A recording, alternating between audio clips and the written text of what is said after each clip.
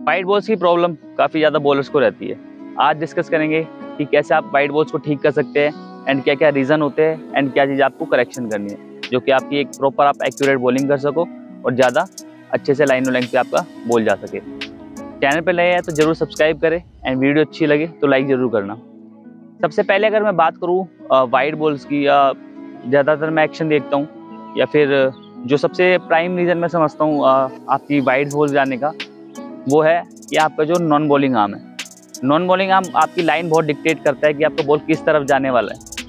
हालांकि हर तरीके से सही होने के बाद भी ये नेचुरल चीज़, हम कोई मशीन नहीं है कि हमारा हर बॉल ही सीधा जाएगा। वाइड तब भी होती है, इंटरनेशनल क्रिकेट में भी वाइड्स होती है, बट ज़्यादा चीज़ें ना हो और ज़्यादा अच्छे से आप बॉल डालो, उसके ऊपर हम डिस्कस करेंगे। तो हमारा नॉन बॉलिंग आर्म यहाँ पर बहुत इंपॉर्टेंट हो जाता है। अब नॉन बॉलिंग आर्म में 2-3 गलतियाँ क्या होती है, या तो बॉलर्स जब आते हैं अपने एक्शन के अंदर तो अपना जो हमारा नॉन बॉलिंग आर्म ऊपर जाने के बाद वो ऐसे खोल देते हैं इधर। जब ये आप ऐसे हाथ खोल दोगे तो मेरा ये हाथ दूर जाएगा, तो जब मेरा हाथ दूर जाएगा तो ये बॉडी से मेरे बॉल का जो एंगल है वो दूर जाएगा, मतलब मैं जहाँ पे बॉल डालना चाहूँगा वहाँ नहीं जा पाएगा। तो एक तो आपका ये हाथ इधर हो जाना, या फिर आपका हाथ बहुत ज़्यादा अंदर चले जाना, ये दोनों ही चीज़ गलत है। कि अगर आपका ये हाथ खुल जाएगा, बहुत इधर चले जाएगा या बहुत इधर चले जाएगा, तो वो आपको जब आपका आम हाथ ऊपर जाएगा तो वो आपका जो हाथ है वो सही पोजीशन में नहीं आ पाएगा। तो सबसे पहला रीज़न ये है कि आपका नॉन बॉलिंग आर्म को आपका सही करना होना बहुत इंपॉर्टेंट है। तो सही कैसे करना है नॉन बॉलिंग आर्म को, कि जब आप एक्शन के अंदर आए, जब आपका हाथ ऊपर जाए तो कोशिश करिए जब आपका हाथ नीचे आए तो ये आपका जो फ्रंट लेग है ये इसकी ही रेंज में रहे, सामने की तरफ या फिर ऑफ स्टंप की तरफ या ऑफ स्टंप मिडल स्टंप की तरफ आपका ये हाथ आए। अगर आप पुल करते हो तो वो भी उसी डायरेक्शन में है, एंड अगर आप लॉन्ग वे में लेके आते हो तो भी इसी डायरेक्शन में है। तो ये आपका एक प्रॉपर लाइन में आपको बॉल डालने में बहुत मदद करेगा। अगर मैं दिखाऊंगा, जब मैं यहाँ से आता हूँ और मैं अपने एक्शन लिया और जब मैं हाथ गया तो मैं ये देखूँगा अभी मेरा प्रॉपर सीधा आ रहा है। 11 o'clock या 12 o'clock के अराउंड आपका चलेगा, वो इन स्विंग आउट स्विंग थोड़ा डिफरेंट होगा, लेकिन आपका ये हाथ कभी भी ऐसे खुलना नहीं चाहिए। तो सबसे पहला रीज़न है आपको अपना नॉन बॉलिंग आर्म ठीक करना है, इस वजह से आपको बहुत वाइड बॉल होता है। इसके बाद सेकंड रीज़न होता है जो आपका आर्म पाथ है, वो भी कई बार बच्चों का बहुत गलत हो जाता है। अब उसमें क्या गलती हो जाती है, जब आप एक्शन लेते हो तो जब आप वो हाथ क्या होता है, जब नीचे जाते हैं तो बहुत या तो इधर चले जाता है या बहुत दूर से आता है। तो ये भी बहुत दूर जाना या बहुत पीछे की तरफ जाना, ये भी गलत है।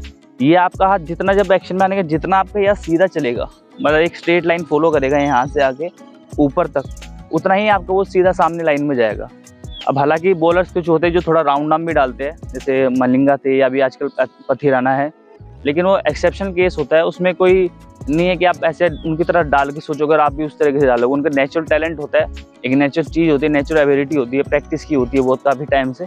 तो उस चीज़ को आप ना देखें इतना कि भाई उनका तो यहाँ से आता है तो मेरा भी हाथ ऐसे ही आना चाहिए। बेसिक क्रिकेट के जो है वो सही होने बहुत इंपॉर्टेंट है। तो उसके लिए आप जितना आपका जो हाथ है स्ट्रेट चलेगा उतना आपका बॉल लाइन में जाएगा, ये भी बहुत इंपॉर्टेंट चीज़ है।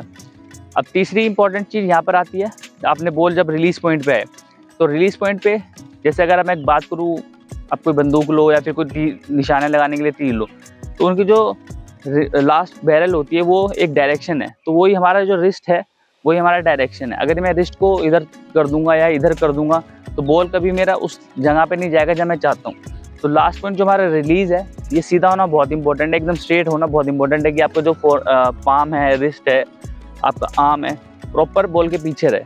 अगर ये ऐसे हो गया तो बॉल मेरा लेग स्टंप पे जाएगा, या ज़्यादा ऐसे हो गया तो मेरा ऑफ स्टंप के बाहर बॉल जाएगा। तो जितना हो सके सीधा रहना चाहिए आपका हाथ। कोशिश करेगी, सोचे कि बैट्समैन को जो पाम है आपको हाई फाई देके आना है, पूरा एकदम स्ट्रेट आना है, फिर वहाँ से आपको रिस्ट मारनी है। तो अगेन ये चीज़ आपको बहुत हेल्प करेगी और ज़्यादा इससे आपको पेस में भी इंप्रूवमेंट मिलेगा और स्विंग में भी इंप्रूवमेंट मिलेगा। तो ये आपका बिल्कुल स्ट्रेट रहना चाहिए, पाम एंड रिस्ट, और जो आपका फॉर्म है पूरा एकदम स्ट्रेट होने चाहिए। चौथा पॉइंट आता है आपका फॉलो थ्रू। अब कई बार बॉलर सोचते हैं कि मैंने तो यहाँ पे बॉल छोड़ दिया, बॉल आपका काम खत्म हो गया। ऐसा नहीं होता, फॉलो थ्रू बहुत इंपॉर्टेंट पार्ट प्ले करता है। वो कैसे, कि अगर मैं जब फॉलो थ्रू में आऊँगा और मैंने बॉल डाली और मैं बहुत जल्दी से बाहर होने की कोशिश करूँगा तो मेरा हाथ कंट्रोल खत्म हो जाएगा। या फिर अगर मैं बॉल डाल के ऐसे इधर जाने को जाऊँगा तो मेरा बॉल का एंगल उधर जाएगा लेग स्टंप की तरफ। तो हमेशा क्या करना है आपको, जब आप फॉलो थ्रू में आए तो एक्शन लेने के बाद में आपका पहला स्टेप पड़ा, दूसरा स्टेप आपका ऑफ स्टंप से थोड़ा सा बाहर की तरफ होना चाहिए, डेंजर जोन में भी ना आए, हल्का सा बाहर जाना चाहिए। मतलब आपको बहुत जल्दी बाहर नहीं हो जाना या बहुत जल्दी अंदर नहीं हो जाना, एक टुवार्ड्स बैट्समैन या टुवार्ड्स ऑफ स्टंप की तरफ जाए तो वो आपको ज़रूर हेल्प करेगा। तो ये चारों पॉइंट है जो आपको मैं समझता हूँ रीज़न होते हैं वाइड बॉल होने के, और इसको अगर ठीक करा जाए तो ज़रूर आपकी वाइड बॉल की प्रॉब्लम ठीक होगी। अभी ये ऐसा होता है कि कई बारी सब चीज़ें परफेक्ट होने के बाद भी कई बारी हमारा एंगल और हाथ उस तरीके से नहीं लग पाता और वाइड हो जाता है। वो नेचुरल चीज़ है, कोई मशीन नहीं है हम, तो वो इट्स ओके। बट ये जो चारों गलती है ये बहुत अगर आपकी होती है तो इससे बहुत ज़्यादा वाइड मिलती है। ऐसा फिर हर दूसरी तीसरी बॉल एक वाइड हो रहा है तो वो गलत चीज़ होती है। कभी कभार हेयर एंड देयर अगर वाइड हो गई तो कोई दिक्कत नहीं, वो नेचुरल है। बाकी इन चारों पॉइंट का जरूर ध्यान रखें, इस पर काम करें तो आपको इसमें बहुत ज़्यादा आपकी जो वाइड बॉल की प्रॉब्लम है उसको ठीक होने में आपको मदद मिलेगी। वीडियो अच्छी लगी तो लाइक करें, शेयर करें। Thank you so much.